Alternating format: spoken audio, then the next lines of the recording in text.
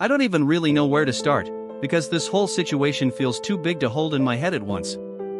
I know what the obvious advice is supposed to be. Call a lawyer.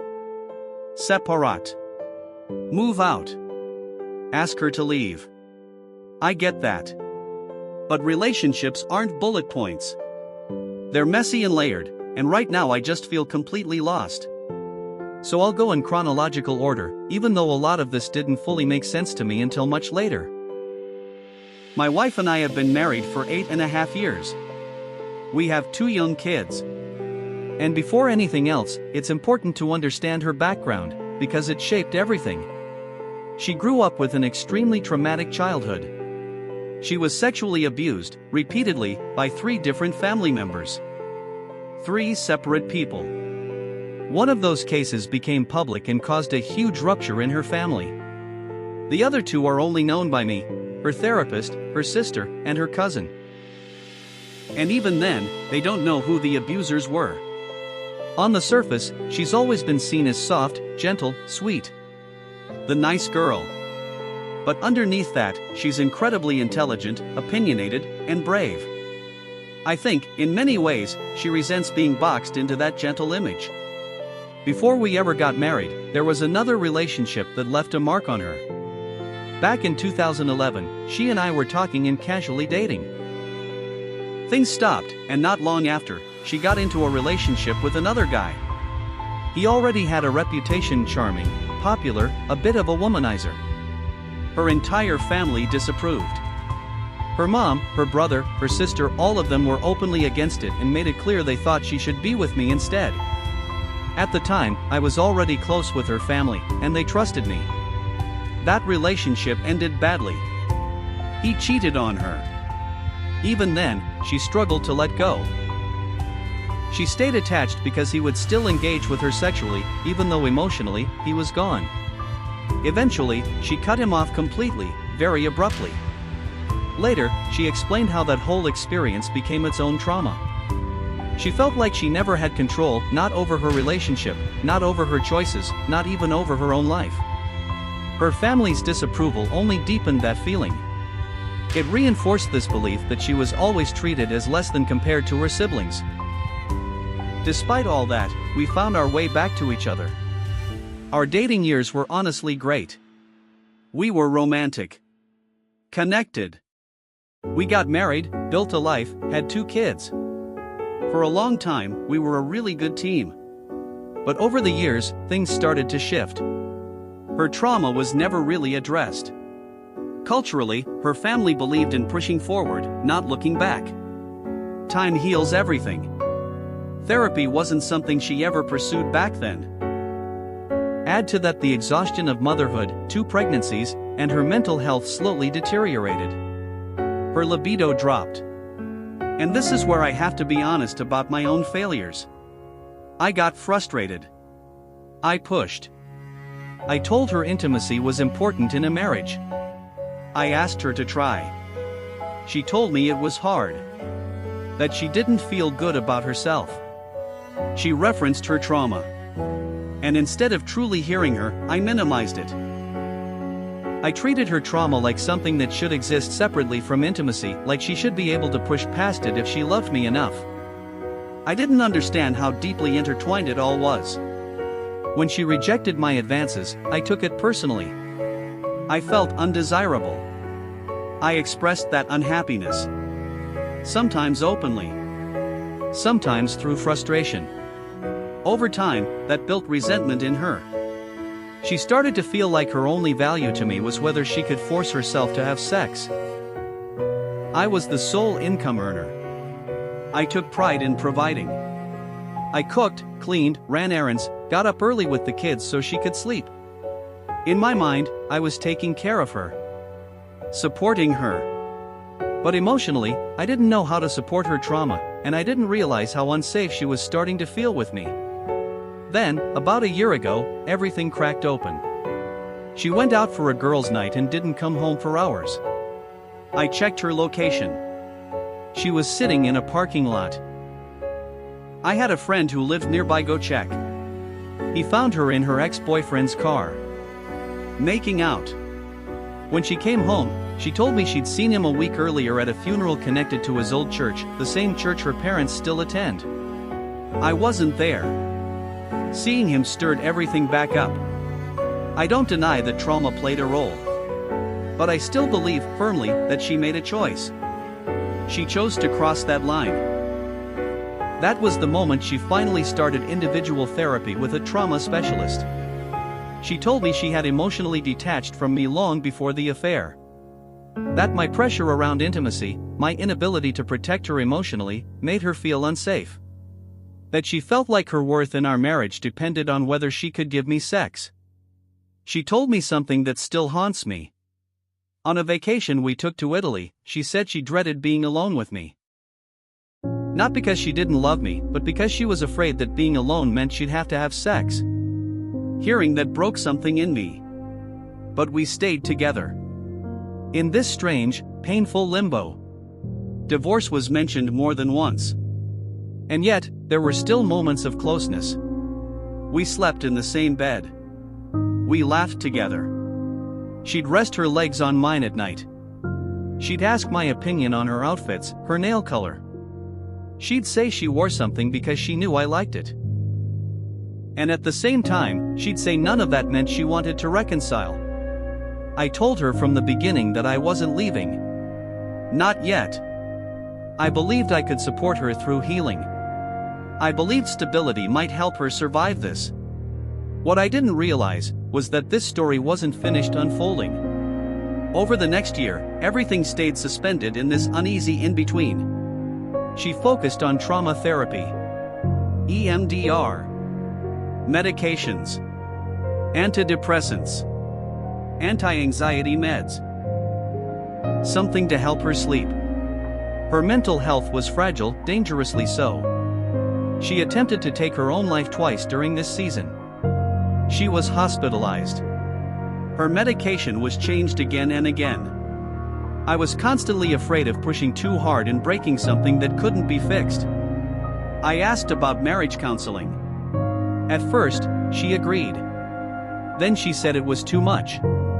Too overwhelming to do couples therapy while also digging through years of trauma in individual therapy.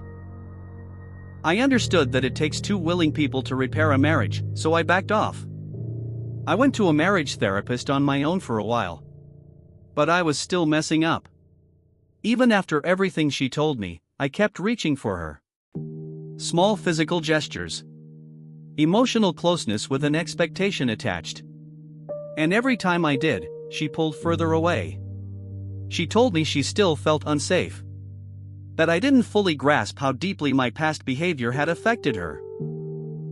That's when I switched therapists myself to someone who specialized in trauma. For the first time, I truly began to understand how my words, my expectations, my pressure around intimacy had layered themselves on top of her childhood abuse. How, without intending to, I had recreated a dynamic where she felt like her body was something she owed someone. That realization crushed me. So we settled deeper into limbo. We still lived together. Still shared a bed.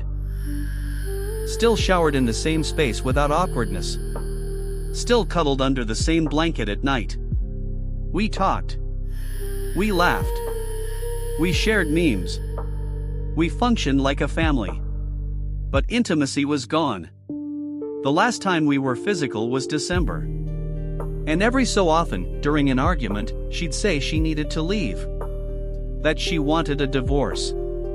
Then it would dissolve, and we'd slide back into this quiet, suspended state. I told myself that as long as she wasn't actively betraying the marriage again, I could live like this.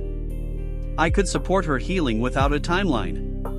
Even if reconciliation never came. Then, a week ago, something changed. I did something I had never done before. I read her journal. I'm not proud of it. It was a massive violation of her privacy. She had been journaling for a year, and I had never once felt the urge to look. But I had a growing, gnawing suspicion that she was seeing her ex again. There were signs. Gaps that didn't make sense. And when I opened that journal, I found exactly what I was afraid of. She had been seeing him again. Not just emotionally. They had slept together multiple times over the past 2 months. That discovery happened on a Sunday. And honestly, I don't think I've fully processed it even now. What hit me first wasn't rage. It wasn't even betrayal. It was this deep, aching sadness that she was back in the same cycle, with the same man, repeating the same pattern that had already hurt her so badly before. Her own words were right there on the page. She wrote things like, "He got what he wanted." She wrote that she feels like she can't say no when he asks. That she feels tied to him. That once, because she was on her period, she couldn't give him what he wanted. Reading that language made my stomach turn. It sounded exactly like the power dynamics she has been trying to heal from. Like she was slipping back into being an object instead of a person. And yet, I knew I couldn't confront her the way I wanted to. Every time I mentioned him, she got angry. Defensive. Shut down. All I could do was draw a line. I told her that if she continued seeing him, I would move out. She said she didn't know what she wanted. That her head was everywhere. I asked her what she wanted me to do. She said, "I don't know." I asked if she would be happier if I moved out. She said yes. At the same time, she was devastated that I had read her journal. She told me it was her last safe place. Her final space to process everything without fear. And I believe her. Especially after losing close friends in our church community, where the support she received felt judgmental and not trauma-informed. Independent of what I found, I was deeply ashamed of invading that space. And that's where things stand now. Everything feels like it's balancing on the edge of something irreversible. This is where the decision everyone expects feels obvious. I should move out. Any rational person would. And part of me knows that. But the truth is, I'm split straight down the middle. Half of me knows that staying in the house while she continues this isn't sustainable. That it's slowly destroying me. That it's teaching our kids a version of marriage that isn't healthy. The other half genuinely just wants to protect her. She is still incredibly fragile. In the past year alone, she has tried to take her own life twice. She's been hospitalized. She cycled through psychiatrists and medications. Only recently has she started sleeping consistently again.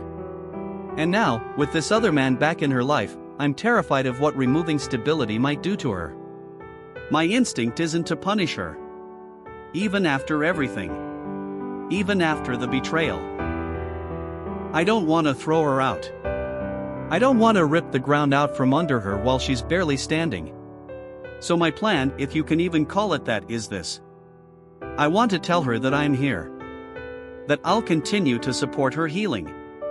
But that I cannot stay in the same house if she continues seeing him. If she chooses to keep that door open, I will leave immediately. Not as an ultimatum. Not as leverage. Just as a boundary.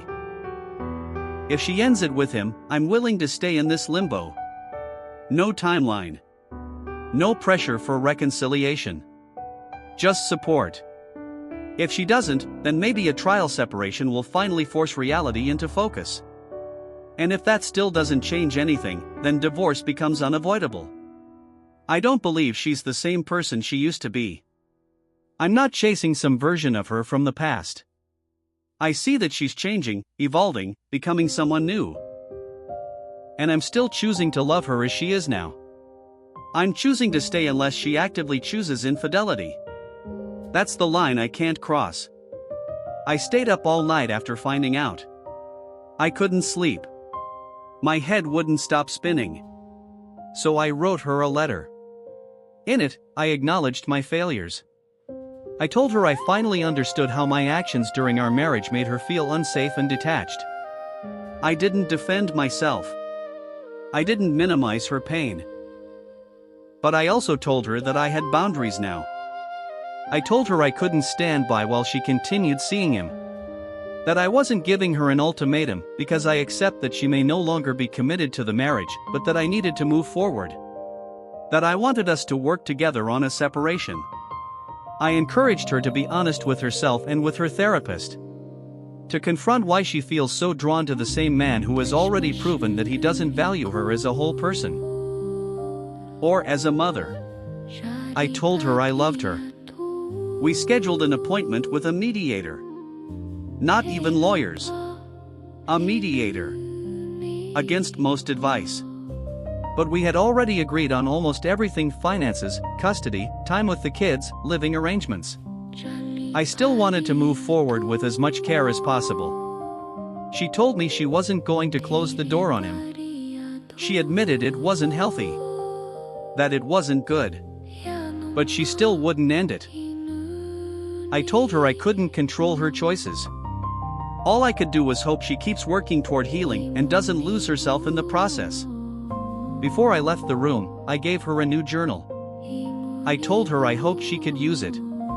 That she deserved a safe place to put her thoughts again. And now, this is where I am. Functioning on the outside. Going to work.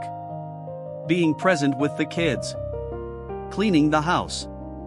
Keeping life moving. But inside, I am devastated. Completely broken. And I don't know whether loving her like this is strength, or the thing that's finally going to destroy me. Right now, everything feels suspended in midair. Nothing has fully exploded, but nothing is intact either. We're moving toward separation with a strange calm that makes the grief hit even harder. There's no screaming. No dramatic exits. Just two people quietly accepting that something fundamental has broken, even if neither of us wanted it to end this way. What hurts the most isn't just the infidelity. It's watching someone I love keep choosing a dynamic that reinforces the very wounds she's trying to heal. Seeing her pulled back to the same man, the same power imbalance, the same language of being wanted only when she gives something of herself away. And knowing I can't save her from that. I've realized something painful in the past few days. Supporting someone does not mean sacrificing yourself indefinitely. I can understand her trauma. I can take responsibility for my failures. I can hold compassion for her pain. But I cannot remain present in a marriage where I am being actively betrayed. That doesn't make me cruel. It makes me human. So now the boundary is real. Not theoretical. Not emotional. Real. If she continues seeing him, I leave. If she chooses to finally close that door, I stay without pressure, without expectation, without timelines. And whatever happens next will be her choice, not mine. The kids don't know yet. That's another heartbreak waiting its turn. I still wake up early with them. Still make breakfast. Still read bedtime stories. Still show up, even while my chest feels hollow. I don't hate her. I don't even feel anger the way I thought I would. Mostly, I feel grief. For the life we built. For the version of us that almost made it. For the love that was real even if it wasn't enough. I'm learning that love, on its own, doesn't heal trauma. It doesn't undo old patterns. And it doesn't replace the work someone has to choose for themselves. All I can do now is protect my children, protect my sanity, and walk forward with whatever dignity I have left. If this becomes divorce, I'll survive it. If she heals someday, truly heals, I hope she finds peace, whether I'm part of that future or not. For now, I'm just sitting in the wreckage. Breathing. Functioning. And slowly accepting that sometimes the bravest thing you can do is let go even when you still love them.